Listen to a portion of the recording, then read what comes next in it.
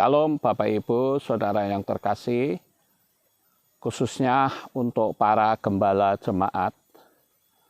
Pada saat ini saya ingin sekali memberikan satu materi berdasarkan sebuah pertanyaan yang ditujukan kepada saya.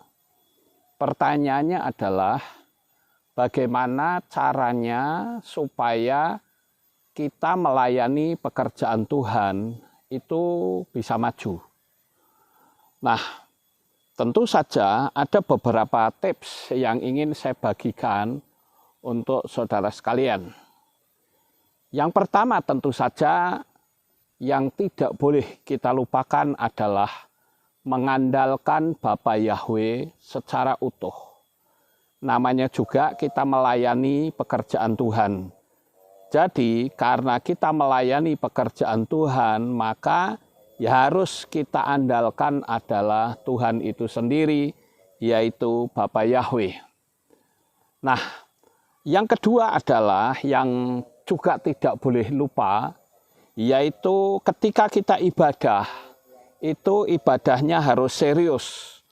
Kalau di situ ada anak-anak kecil misalnya, diusahakan untuk tidak berseliweran, kemudian sound juga perlu dibenahi, di stem dulu, jangan sampai seolah-olah terkesan ibadah itu tidak siap. Jangan sampai karena jumlahnya sedikit, lalu kurang serius. Itu salah Bapak Ibu. Sekalipun jumlahnya sedikit, tetapi harus serius, seolah-olah kita sedang melayani kepada jemaat jumlahnya ribuan. Nah itu yang pertama ya. Yang pertama tadi kan kita mengandalkan Bapa Yahweh itu itu sudah merupakan konsep prinsip utama. Kemudian ibadah harus serius. Yang berikutnya adalah kalau kita beribadah, usahakan supaya tempat ibadahnya itu bersih, Bapak Ibu. Sekalipun mungkin tempatnya masih kecil, no problem, nggak apa-apa. Jadi tidak boleh kotor atau terkesan kumuh. Karena hal yang seperti itu akan memancarkan aura kemiskinan. Orang pun tidak akan tertarik untuk datang di tempat ibadah yang kesannya itu kumuh. Kamar mandinya juga bersih. Jangan sampai kamar mandinya itu banyak kecoaknya. Itu juga tidak boleh seperti itu. Ya, juga harus tidak boleh jorok. Pokoknya semua harus bersih. Sekalipun kecil terkesan bersih. Mungkin bisa ditambahin lampu-lampu berwarna begitu supaya kesannya itu cantik, Bapak Ibu. Kemudian yang berikutnya, yang keempat yaitu jam ibadah harus tepat waktu. Ya, kalau misalkan ibadahnya itu ditetapkan jam 6 sore misalnya, maka sebelum jam 6 itu semua pelayan mimbar, pelayan panggung itu harus sudah siap semua. Jangan sampai kayak bis ngetem penumpang. Dulu pada waktu saya masuk ke Magelang pertama, itu ibadahnya nggak serius. Kita mulai jam berapa, ya ketetapannya mulainya jam berapa, nggak jelas. Jadi kita harus jelas, mau jemaat datang terlambat atau apa, jangan urusan. Pokoknya kalau kita jam 6, ya harus jam 6 mulai. Sekalipun 1 atau 2 orang. Nah itu yang penting ya. Kemudian semua pemusik juga usahakan latihan dulu. Semua dipersiapkan dengan baik karena itu adalah ritual, Bapak Ibu. Kemudian yang kelima, berdoa pakai hukum sistemiknya Bapa Yahweh. Saya waktu di Magelang pertama masuk, jemaat cuma 8 orang. Apa yang saya lakukan ketika saya ada di belakang mimbar, karena di situ dulu 8 orang nggak ada yang potensi semua, saudara. Saya yang main gitar sendiri, saya mimpin pujian sendiri, saya menyampaikan firman Tuhan sendiri. ya doa berkat sendiri, ya selesai. Semua begitu. Bahkan dulu saya pakainya pun gitar tabung. Tetapi apa yang saya lakukan? Ketika saya di belakang mimbar, jemaat cuma 8, tapi pada waktu saya tutup mata, saya ajak jemaat memuji, menyembah Tuhan. Saya bayangkan, sekalipun mata saya terpejam, saya bayangkan seolah-olah tempat itu penuh, Bapak Ibu. Waktu itu saya ingat, kursinya itu ada 40, tetapi jemaat hanya 8. Oke, nggak apa-apa. Saya bayangkan kursi itu banyak orang duduk. Dan akibatnya apa yang saya bayangkan itu terjadi. Tentu tidak salah kita pakai hukum sistemiknya Bapak Yahweh. Karena apa? Karena dengan banyaknya jiwa-jiwa berarti banyak juga yang diselamatkan. Nah, begitu juga yang berikutnya yaitu usahakan untuk punya tempat ibadah di jalan utama. Saya ambil contoh misalnya, kalau ada orang tanya, mohon maaf Pak, saya mau tanya Kehilat Aleph Tau di sebelah mana ya? Nah, orang akan menjawab dengan jawaban begini, kalau kamu lewat jalan ini, di situ ada Tugu Wolu. Tanya aja Tugu Wolu, itu persis di depannya. Masih di jalan besar? Oh ya, masih di jalan besar. Itu mantap, saudara. Atau orang bertanya, Pak, Kehilat Aleph Tau di mana ya? Oh, itu di samping kantor wali kota. Kan nyaman, saudara-saudara. Coba saudara bayangkan seandainya ada orang bertanya, Pak, saya mau tanya Kehilat Aleph Tau itu di sebelah mana ya? Oh, itu Kehilat Aleph Tau itu, saudara nanti lihat ada Indomaret, kemudian di situ ada gang. Nah, silakan masuk ke gang. Nanti kalau sudah masuk kira-kira 100 meter, di situ ada pohon. Nah, baru belok kiri. Belok kiri nanti ada jembatan kecil, nanti terus sedikit belok kanan, di situ ada gang. Nanti melewati sungai kecil, nah tinggal lewat ke situ. Waduh, itu berbelit-belit Bapak Ibu. Makanya usahakan untuk kita punya tempat ibadah di pinggir jalan. Lah kalau nggak ada bagaimana? Ya kita bisa sewa hotel atau sewa mall. Itu adalah langkah awal dari kemajuan pekerjaan Tuhan. Jangan takut saudara. Ya, jangan takut untuk memiliki iman yang besar. Jangan sampai saudara berkata, lah uangnya mana? Lah kalau sudah seperti itu ya repot. Segala sesuatu akan selalu diukur dengan uang. Tetapi kalau kita yakin, kita percaya, kita tinggal minta kepada sang pemilik ladang. Kita katakan, Bapak Yahweh, saya minta tolong, saya mau sewa gedung di depan sana.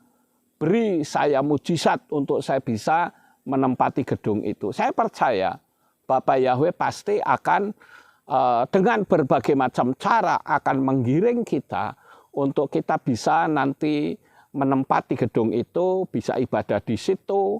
Lama-lama kalau jemaat banyak kan nanti bisa dibeli tempatnya.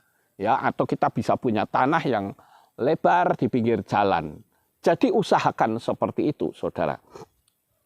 Kemudian yang berikutnya adalah ya, supaya kalau saudara mungkin berkata, lah saya tempatnya kecil, celempet bagaimana? Ya saudara bilang saja, ini menjadi batu loncatan. Ya, tempat ini hanya sebentar, nanti kita akan pindah ke tempat yang baru. Begitu, jadi jangan takut untuk kita bicara hal-hal yang besar. Dulu sewaktu saya menempati sebuah gudang ban, orang tanya sama saya, Pak Lukas nanti kalau sudah 3 tahun ini dipinjemin tempat ini selesai, Pak Lukas mau pindah mana? Saya nggak akan berkata, wah nggak tahu dah, nantinya juga kita nggak tahu, flowing on the spirit saja lah, jalan saja sudah, nanti bagaimana belakangnya. Saya nggak begitu saudara. Begitu ada orang tanya, Pak Lukas nanti pindah mana? Saya katakan dengan iman, saya akan pindah ke gedung bioskop Rejowinangun itu. Dan nyatanya itu betul-betul terjadi Bapak Ibu. Jadi kita harus berani untuk menyewa. Kemudian Yang berikutnya yang keenam adalah ketika kita ibadah, usahakan ada 5 unsur. Unsur yang pertama adalah Shema Yisrael, itu harus ada. Ya, karena Shema Yisrael itu adalah merupakan konsep, ya, konsep dasar iman kita. Kita harus menyatakan Shema Yisrael, itu yang pertama. Kemudian setelah itu ada puji-pujian. Kemudian ada doa, kemudian ada pemberitaan firman. Kemudian yang kelima, unsur yang kelima adalah birkat kohanim. Jadi ada 5 unsur dalam ibadah itu sudah benar. Lalu orang bertanya, Pak, kalau pakai sidur bagaimana? Ya silahkan saja. Tapi kalau saya sih nggak mau pakai sidur karena akan terbelenggu oleh kertas. Kita nggak bisa bebas. Ya, sidur itu sebetulnya dipergunakan untuk keluarga yang tidak punya jiwa leadership. Maka pakai sidur ibadah keluarga itu bisa jalan. Tapi kalau memang sudah punya leader, yang ngapain pakai sidur? Yang penting 5 unsur itu ada, Bapak Ibu. Kemudian yang ketujuh, yaitu dalam memberitakan firman, seorang gembala jemaat itu harus sehat. Artinya adalah bukan memberitakan firman tetapi untuk mukulin jemaat. Nah, itu tidak boleh, saudara. Karena saya sering mendengar ada gembala yang karena dia nggak suka dengan ulah jemaat, disikat habis dari mimbar. Saya kira kurang tepat ya kalau seperti itu. Karena kalau saya perhatikan konsep kebenaran firman itu masih banyak yang harus disingkapkan. Nah, cobalah singkapkan hal-hal itu. Saya yakin selama kita khotbah dengan baik, jemaat sukacita, maka saya yakin kok hidup mereka akan diperbaharui melalui kuasa Ruach HaKodes. Kalau nggak suka, ya lebih baik didatangin atau dijapri. Kasih tahu. Itu pun harus dengan bahasa yang santun. Bukan dengan bahasa yang terkesan memaki-maki, marah-marah, atau menghakimi. Nah, itu jemaat akan menjadi semakin jauh, saudara-saudara. Jadi kita harus memberitakan firman itu sehat. Tidak boleh ada tendensi di dalam hati yang bertujuan untuk mukulin jemaat dari mimbar. Itu tidak sehat, ya, dan itu sudah sifatnya kedagingan, sekalipun nampaknya itu rohani. Kemudian yang ke-8, saudara. Saya sering memberitahu kepada teman-teman saya sesama gembala, saya katakan usahakan dalam kehilat kita jangan sampai ada hutang piutang. Itu tidak boleh, saudara-saudara. Ajari jemaat untuk mengandalkan Bapa Yahweh. Saya percaya kok, kalau misalnya kita itu memberitakan firman dengan baik, jemaat terbangun imannya, hidup mereka diberkati, saya yakin Bapa Yahweh pasti akan menggerakkan hati jemaat untuk memberkati gembalanya. Saya dari sejak pertama melayani di Kota Magelang, saudara-saudara, yang jumlah jemaat tadi saya katakan 8 orang, sampai sekarang saya tidak pernah mau minta uang kepada jemaat. Hutang pada jemaat pun saya tidak mau. Sampai hari ini. Makanya saya berani teriak-teriak di mimbar, ayo siapa yang pernah tak utangi? Ayo siapa yang pernah tak mintain uang? Enggak pernah, saudara. Karena saya yakin saya hanya mengandalkan Bapa Yahweh. Kalau saya percaya bahwa Tuhan yang saya sembah adalah Tuhan yang Maha Kuasa, yang ngapain kita minta jemaat? Jemaat itu sudah punya banyak beban. Jangan ditambahi beban lagi, kasihan mereka. Ya, sekalipun dalihnya ini itu jangan. Kalau mereka mau memberi ya diterima dengan sukacita. Tinggal ditanya ini pemberian untuk apa? Misal, oh untuk Pak Lukas ya berarti untuk saya. Tapi kalau dikatakan oh ini untuk pembangunan ya serahkan kepada pembangunan. Jadi begitu Bapak Ibu. Saya percaya selama kita melayani dengan tulus, keinginan kita supaya jemaat itu diberkati, saya yakin Bapak Yahweh pasti memberkati jemaat. Dan mereka juga tahu kok. Terus misalnya ada yang berdalih begini, lah tapi jemaat di tempat saya nggak ada yang ngerteni Pak, nggak apa-apa. Lakukan berita firman sebaik-baiknya. Bapak Yahweh sanggup kok memberkati, tidak harus melalui jemaat. Tetapi Tuhan bisa pakai orang di luar keilat kita. Ya, terserah Tuhan mau pakai siapa. Yang penting kita berdoa. Ketika kita terima uang, sebelum kita pakai, doakan orang yang memberikan kepada kita. Supaya hidup mereka semakin diberkati, semakin berlimpah. Begitu ya Bapak Ibu, jadi jangan sampai kita meminta-minta. Kemudian yang ke-9, usahakan. Ya, saya katakan usahakan. Seorang gembala itu jangan memelihara binatang. Khususnya anjing, saudara. Saya pernah masuk ke salah satu kehilat.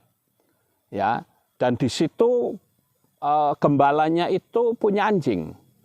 Apa yang terjadi, saudara? Anjing itu nakalnya luar biasa. Saya datang itu loncat-loncat, padahal saya nggak suka anjing. Waduh, rasanya risih sekali. Makanya ya sebaiknya nggak usah lah. Ya, karena tidak semua jemaat itu suka dengan anjing, Bapak Ibu. Kalau toh memang tidak bisa hal ini terjadi, ya kalau pas jam ibadah ya di kandang anjingnya. Kemudian ditutup mulutnya atau apa supaya nggak berisik. Kalau ibadah ada suara anjing itu kan nggak nyaman, Bapak Ibu ya. Jadi ini cara-cara untuk memajukan pekerjaan Tuhan. Kita memberikan yang terbaik. Kita melayani yang terbaik untuk Tuhan. Kemudian yang berikutnya, yang ke-10. Seorang gembala jemaat itu jangan suka bertengkar. Saya kadang prihatin ya kalau melihat di grup, saya kan punya banyak grup, saudara. Itu saya menemukan gembala tapi kok senang bertengkar, heran saya. Apalagi pertengkaran itu kalimatnya sudah kasarnya minta ampun, melebihi orang yang tidak mengenal Tuhan. Ya kira-kira apa ada jemaat yang mau datang ke situ? Pasti tidak, saudara. Jadi janganlah menjadi orang yang senang bertengkar, mudah tersinggung, nggak bisa seperti itu. Saya mau disinggung seperti apapun, mau dicaci maki, difitnah seperti apapun, saya kebal, saudara-saudara. Entah kenapa, saya jadi nggak merasa orang mau nyinggung seperti apapun, nggak akan mengubah hati saya. Saya tetap mengasihi mereka. Saya ingat pada waktu dulu, ketika saya memanggil nama Yahweh pertama kali, orang banyak memboikot, keluar semua. Bayangin tahun 2000, itu jemaat yang saya layani dari 8 orang itu sampai 1.500 orang, saudara. Kami sudah menempati gedung bioskop yang menjadi visi impian. Itu sudah kena.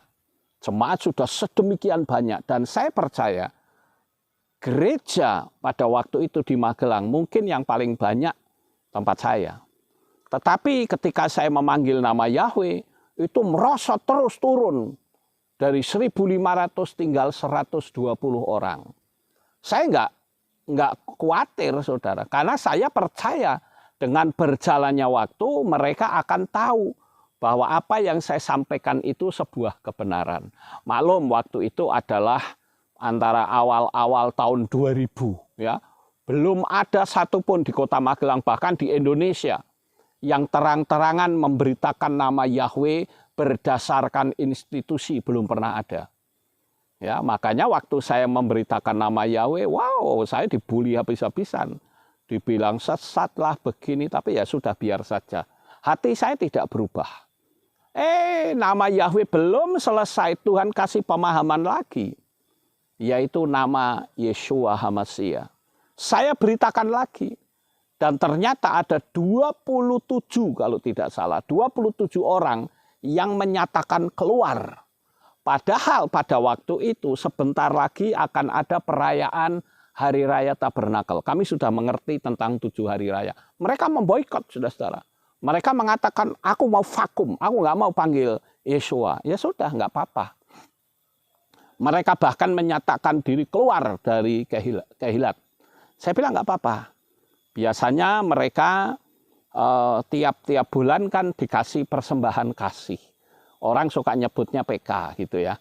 Nah, ada yang biasa memberi. Nah, waktu itu saya katakan untuk kali ini tangan saya sendiri yang memberikan kepada mereka. Apa yang saya lakukan? Mereka saya suruh duduk berjejer. Saya tanya, sudah kamu mantap mau keluar dari kehilat kita di sini? Iya, saya nggak mau panggil Yeshua. Ya sudah, nggak apa-apa. Terus apa yang saya lakukan, saudara-saudara? Saya waktu itu sudah memberitahu kepada orang pastori bawa baskom. Kemudian saya lakukan pembasuhan, ritual pembasuhan kaki. Semua orang yang keluar, mereka duduk di depan saya jongkok, saya basuh kaki mereka satu persatu. Bahkan saya cium kaki mereka, lalu mereka saya peluk. Dan saya bisikkan di telinga mereka, kalau nanti kamu menghadapi kesulitan, silahkan cari saya. Hati saya tidak pernah berubah dengan kamu. Sampai hari ini. Kalau saya ketemu dengan mereka, saya lebih dulu menyalami, saudara. Sekalipun usia saya jauh lebih tua dari mereka. It's okay, nggak masalah. Yang penting saya berkenan di hadapan Tuhan. Begitu ya. Jadi jangan sampai kita menjadi gembala yang mudah bertengkar. Itu yang terpenting, saudara. Sekarang yang terakhir, yang ke-11. Sebagai seorang gembala dan mengikuti atau ada di dalam sebuah wadah organisasi, saya katakan jangan pernah bekerja untuk organisasi. Anda salah kalau seperti itu. Saya ini sebagai gembala Sinode Kehilat Pemulihan Indonesia. Tetapi saya tidak bekerja untuk KPI. Kehilat Pemulihan Indonesia tidak. Saya bekerja untuk Bapak Yahweh. Jadi kalau misalkan ada kehilat di salah satu kota, misalkan ada 3, yang 1 KPI, yang 2 bukan KPI. Tapi mereka sudah panggil nama Yahweh. Maka kalau ada subscriber kami yang kebetulan rumahnya di sana, saya akan tanya, Anda dekat dengan pendeta ini atau pendeta ini? Mereka cari silahkan di mana. Saya tidak akan berkata, kamu harus ke KPI saja ya. Oh tidak, saudara. Itu artinya saya bekerja untuk organisasi. Tapi saya bekerja untuk Bapak Yahweh. Terserah orang mau masuk di KPI ya silahkan. Tapi kalau dia maunya di organisasi lain, ya silahkan. Yang penting panggil nama Yahweh dan Yeshua HaMashiach. Jadi itulah yang membuat kita itu disorot oleh Tuhan. Dan akhirnya Tuhan berkenan untuk menumbuhkan pekerjaannya. Saya percaya selama kita melayani dengan tulus, Bapak Yahweh pasti memberkati kita. Dan sekali lagi saya wanti-wanti, jangan pernah menjadi gembala yang meminta-minta kepada jemaat. Ya Bapak Ibu, karena kalau minta-minta, jemaat itu sudah bebannya berat. Ya, jangan dimintain duit lagi sama gembala. Kalau mereka hidupnya diberkati, ya saya percayalah mereka nggak usah disuruh-suruh, mereka dengan sendirinya pasti akan memberikan berkat, saudara. Ya, inilah sedikit masukan yang saya bisa bagikan kepada Bapak Ibu Saudara sekalian, khususnya para gembala yang akan menggembalakan jemaat atau sudah menggembalakan jemaat tetapi kok merasa tidak maju. Mungkin metode saya ini bisa dipergunakan dan saya percaya Bapak Yahweh pasti memberkati saudara. Doa saya untuk saudara sekalian yang mendengar paparan ini, doa saya kalau saudara seorang gembala jemaat, biarlah Bapak Yahweh memberkati jiwa-jiwa semakin bertambah banyak. Bapak Yahweh kirimkan gedung, Bapak Yahweh kirimkan semuanya. Sehingga pekerjaan Tuhan bisa maju dan nama Bapak Yahweh dimuliakan. Kalau saudara yang jemaat, percayalah, masuklah dalam gereja atau kehilat yang memanggil namanya yang kudus, yaitu Bapak Yahweh. Karena ini bukan menyangkut agama. Ini juga bukan menyangkut organisasi. Ini juga bukan menyangkut masalah apapun. Karena apa yang saya sampaikan ini hanya murni. Ini masalah keselamatan jiwa. Jangan bekerja untuk organisasi, tetapi bekerjalah untuk Bapak Yahweh. Demikianlah Bapak Ibu Saudara, apa yang bisa saya bagikan untuk saudara sekalian. Saya percaya Bapak Yahweh memberkati kita semua. Amin. Shalom. Haleluya.